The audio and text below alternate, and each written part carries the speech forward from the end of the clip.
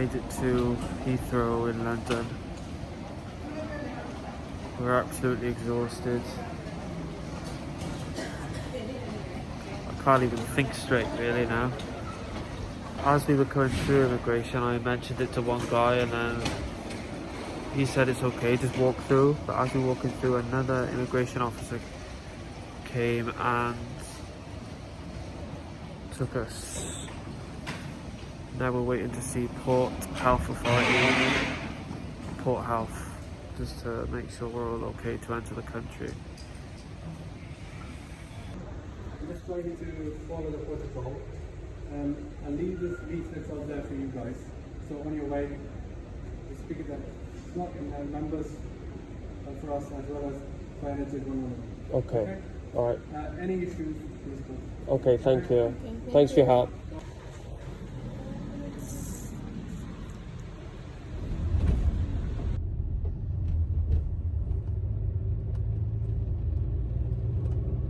We're now in London, in the United Kingdom. Oof, what a journey that was. In Hong Kong airport, there were no checks. I went up to two members of staff, one from the airline, one not from the airline, and I told them we were travelling from Wuhan very recently, and they honestly didn't seem to care, which I was very surprised at. It was basically a case of like whatever, just get in line onto London. After we finished with the doctor, he gave us this flyer to avoid using public transport or taxis. I mean, how are we supposed to leave the airport? In our case, it's made even more difficult because obviously we live in Wuhan, so I don't have a home here. So we'll be staying at my parents' home and self-isolating there. This is our plan. Some family members are coming down with two cars. They're going to chuck me the keys and then we are going to drive back to my parents' house. My parents are staying with other relatives while we self-isolate for 2 weeks. So we've almost made it home.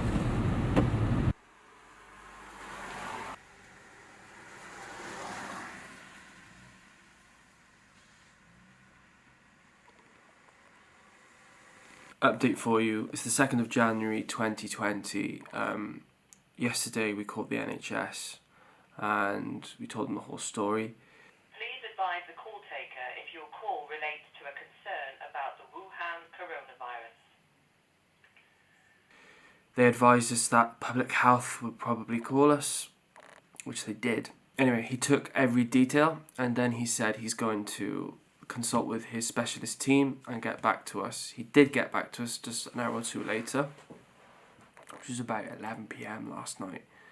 And he said that a team will be sent to the house to give us the test for the coronavirus.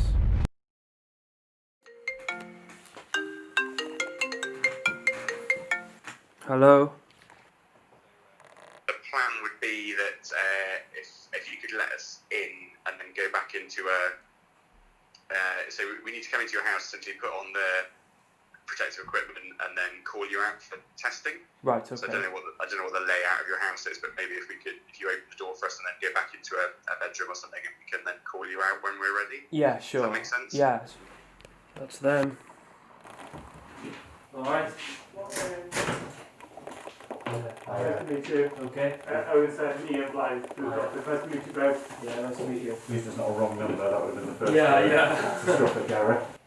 So, throat swab and also a nose swab. The throat swab's on the back of the throat might make you gag a little bit, and the nose swab might make you sneeze, and then there's some regular blood tests. Okay. So probably a wage.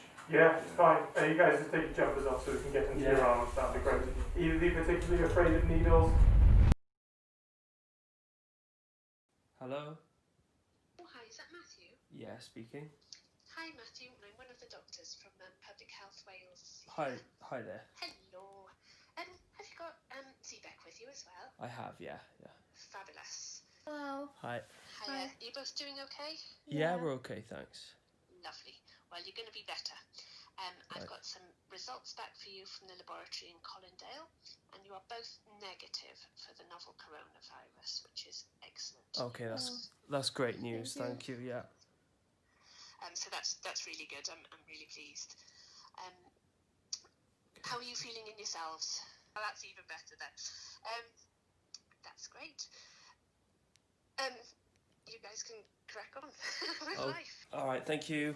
Thank Take you. care. Thank you very much. Good night. Bye. Good night. Bye. Bye. Bye. Bye-bye. It's just like when she said put it on speaker, I was like, shit. She's gonna see we've got it. Excuse me.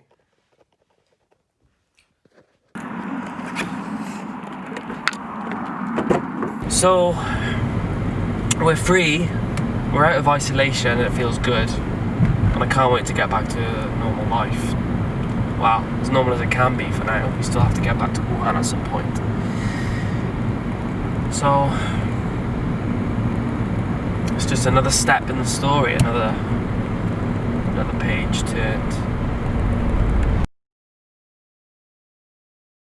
So a lot has changed in those 165 days since I shot that last clip. I think it's safe to say the world has changed forever.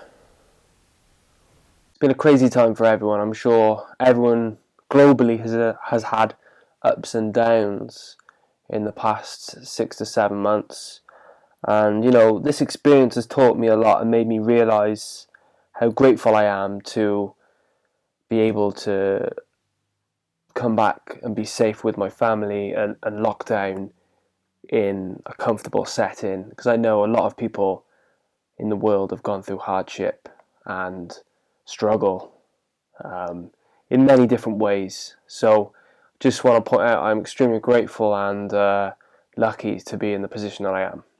541,781 people have died since this all began, and my thoughts go out to all the families that have lost these loved ones. 500,000 people, and that figure is probably much higher. So thoughts go out to them as well. The UK went into lockdown on the 23rd of March, and we're only now sort of opening up businesses, and pubs in England last week opened.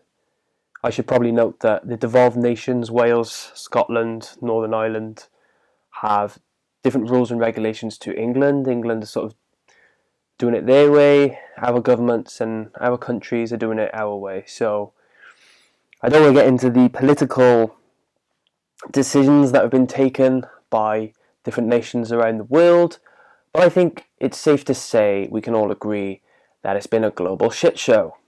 Shout out to New Zealand though, they've absolutely nailed it. Like, fair play, hats off to you, like you've done really well. As for our personal circumstances, well, we just don't know. We still don't know. We're kind of in like a perpetual limbo, and we don't know what will happen, we don't know when it will happen. We're still waiting for things to normalise and stabilise. As we see, the last few weeks other countries have introduced local lockdowns. Kazakhstan, Quebec's home nation, has just gone into a full lockdown, I believe, again. So things are just still very uncertain. We still don't know. One thing I do know is I will be making one more video in this series, and we can finally end this story, which has been quite a journey. So yeah, if you're interested, you can watch that video. I'm not going to put a date on it because we don't know, do we? So if you do subscribe, you'll be notified when that video is released. In the meantime, I am going to be steering this YouTube channel into a more photography themed channel. So you can subscribe to me if you're interested in photography. Thank you for watching, and stay safe, take care, and have a good one.